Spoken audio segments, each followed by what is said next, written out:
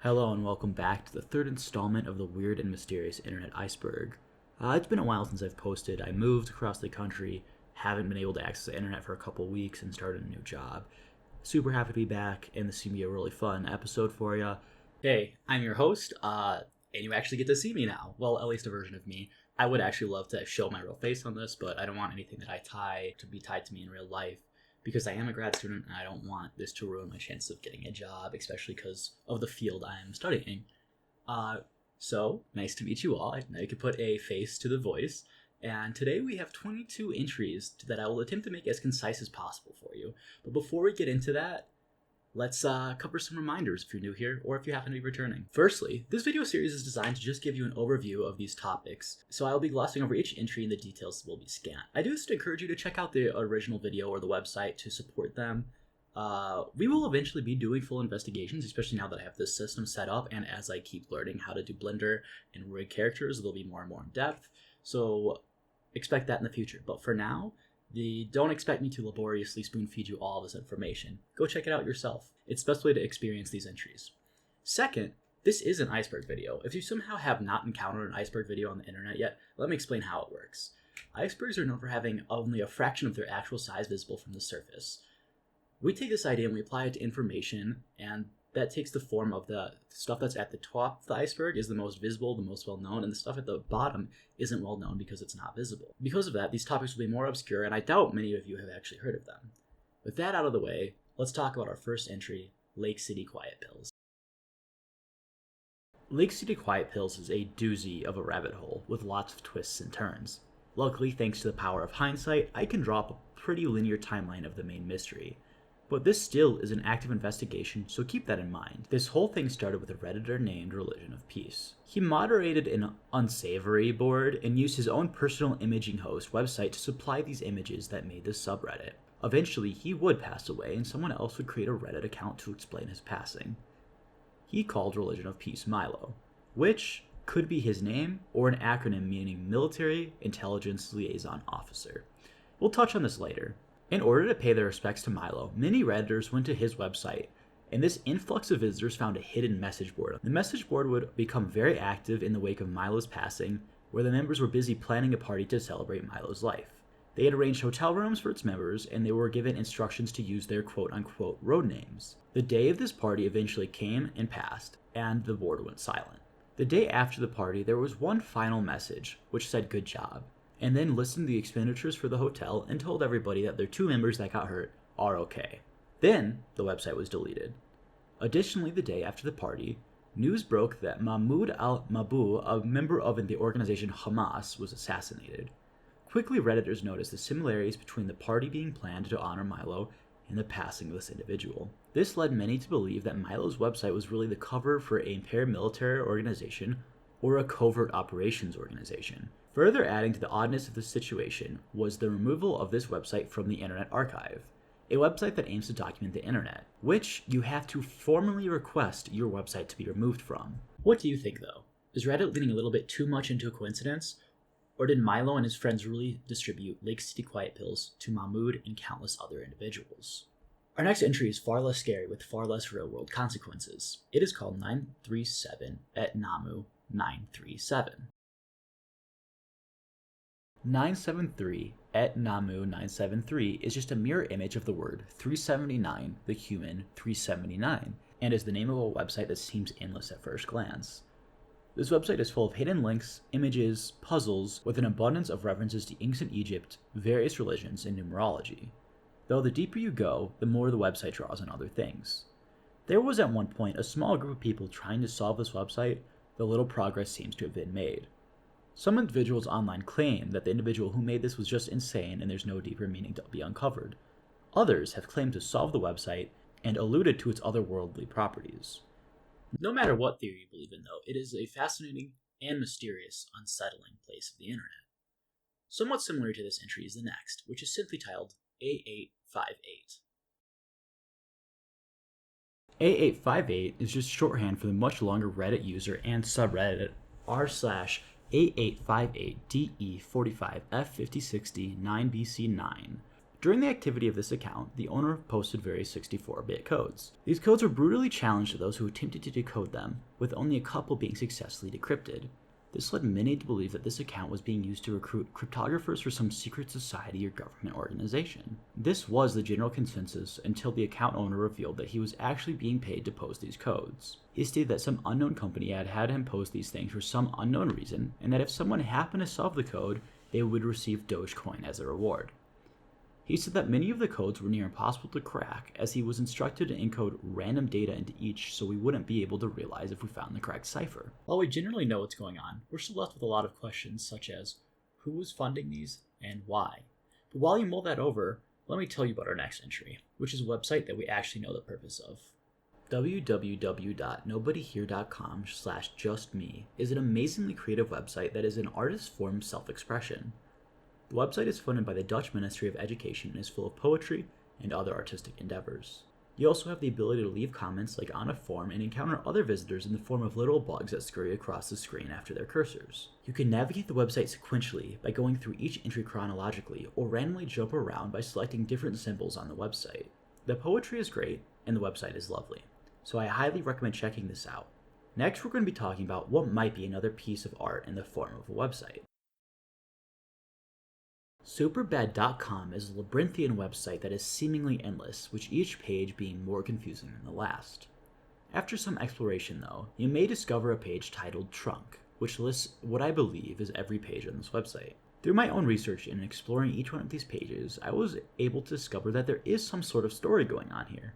For example, there is some incident that is alluded to which occurred on Thanksgiving. There were various apologies from specific family members given, and there was a young boy who loved bees, but he was allergic and ended up passing away due to a sting.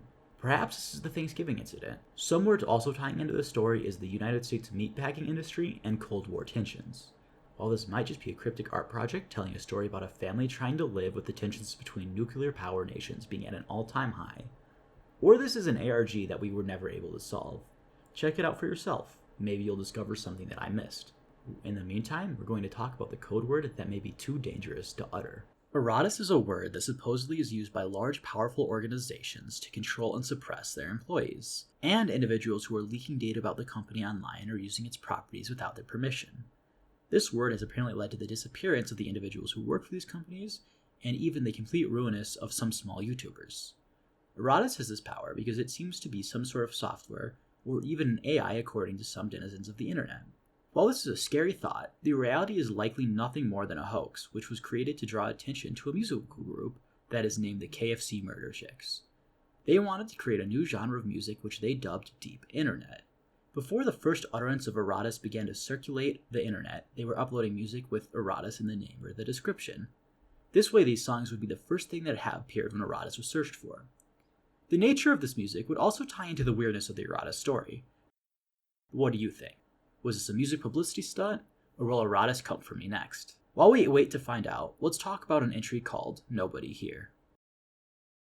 This entry was actually really difficult to track down, but I do believe that I have correctly identified the YouTube video this entry is referencing.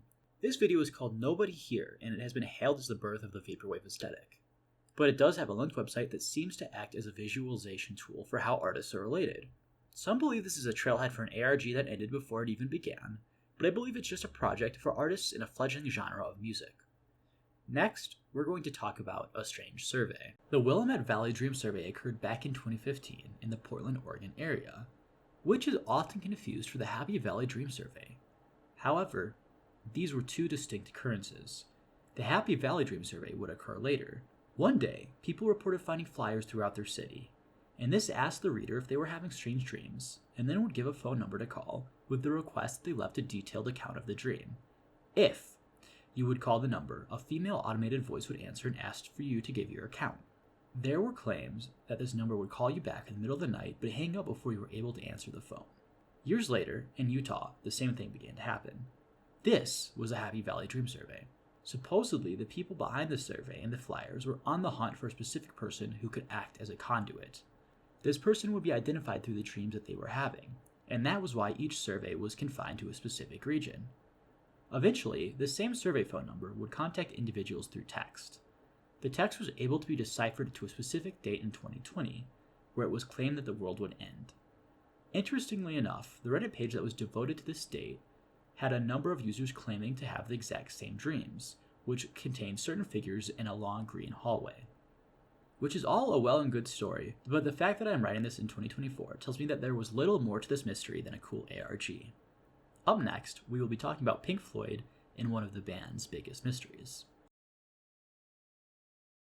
Pink Floyd released their album The Division Bell in 1994. While Pink Floyd's music was no stranger to fringe theories, a new kind of mystery became public when on a website devoted to their music, a user named Publius claimed that there was a riddle to be solved and a reward to be had. Thus began the hunt to solve the Publius enigma. Today we have had a number of theories ranging from as benign as a publicity stunt to as crazy as possession and government conspiracy theories.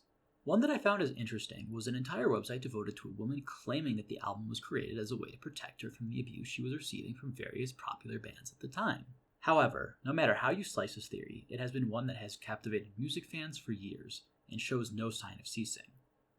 Our next entry also has to do with music, though in a much less obvious way. Each Day I Grow Some More is an entry in the WorldCore saga, which took the internet by storm because of the alleged child abuse going on and being displayed right on YouTube.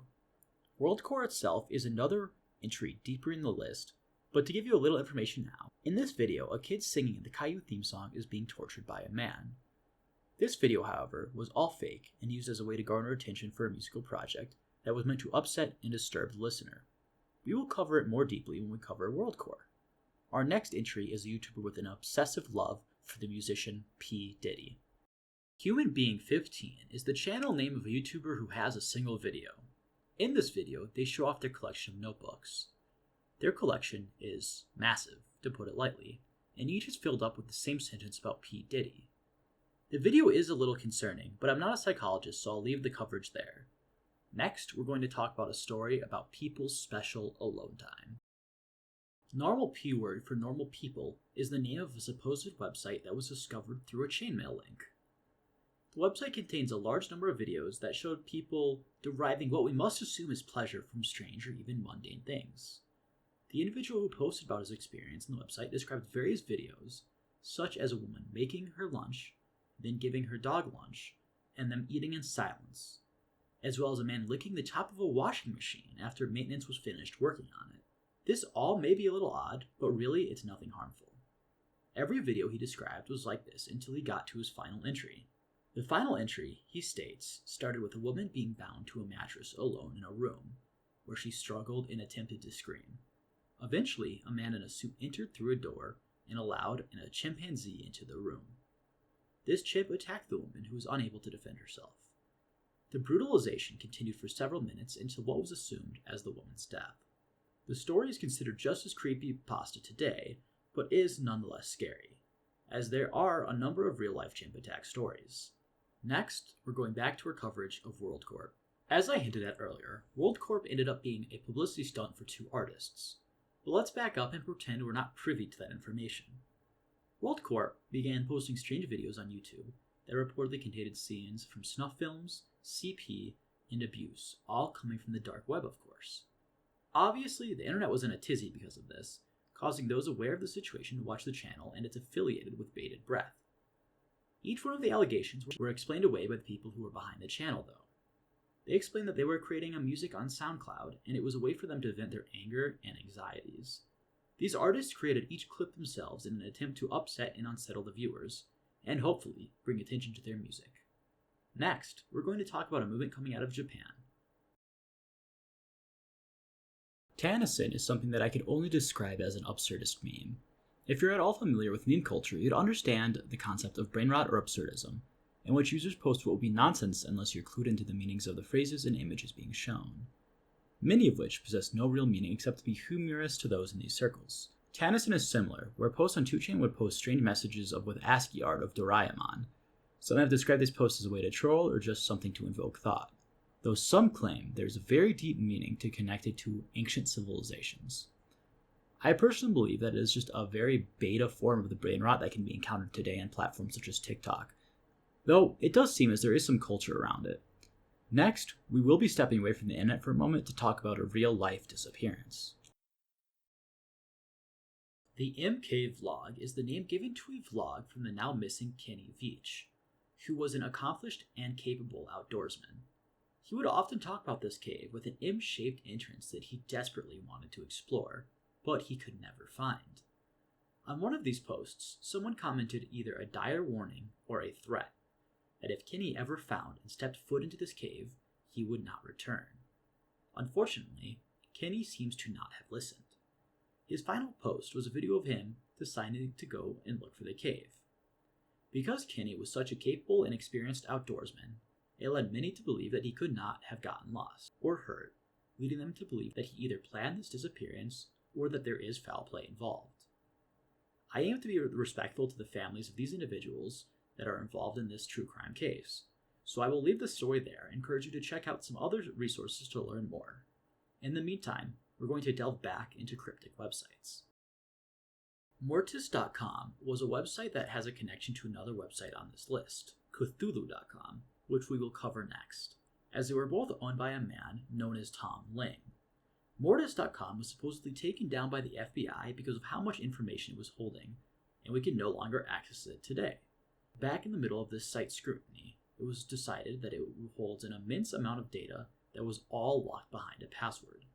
Some of the best hackers in the world tried to hack in with no access. This leaves us all with the question, what was the site holding that the FBI wanted it down? Next, we're going to be talking about its partner website, Cthulhu.com. Now, if you actually happen to be paying attention, you would know that Cthulhu.com is the partner website to the previous entry, Mortis.com, and that they are both hosted by Tom Ling. This mysterious site contained the words, dead but dreaming, and would sometimes link you back to the Mortis.com webpage. Just like with Mortis, we don't know what was going on with the website. So next, we're going to talk about a movie that might have never existed.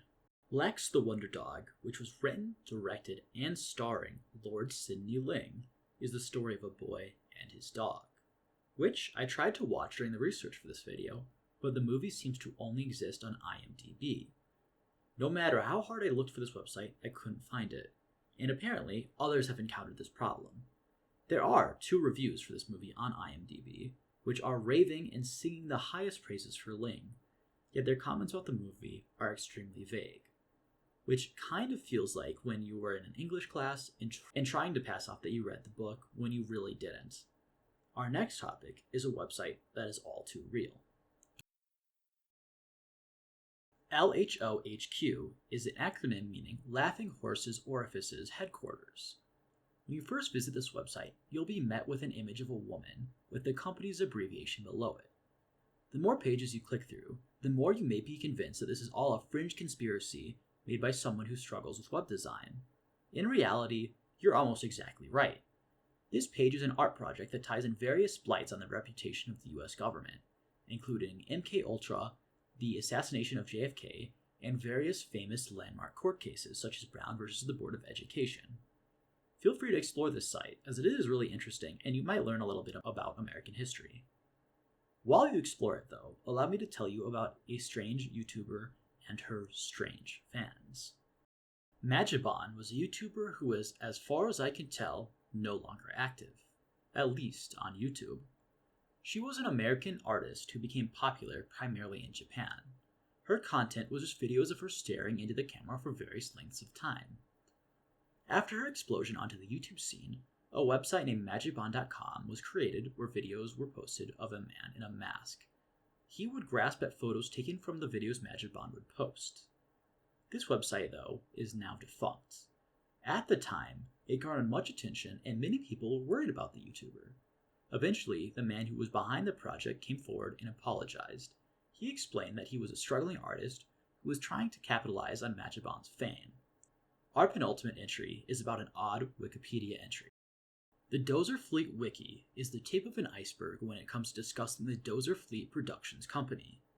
To avoid getting bogged down into the weeds of this massive rabbit hole, here's a brief rundown. The company was created by David Stiefel. He uses many pseudonyms. This isn't important right now, but it is if you want to do this research on your own. David wanted to create a company for him to publish his art and his projects, so he created Dozer Fleet Productions. But as he branched out into new artistic endeavors, he created more sub-companies.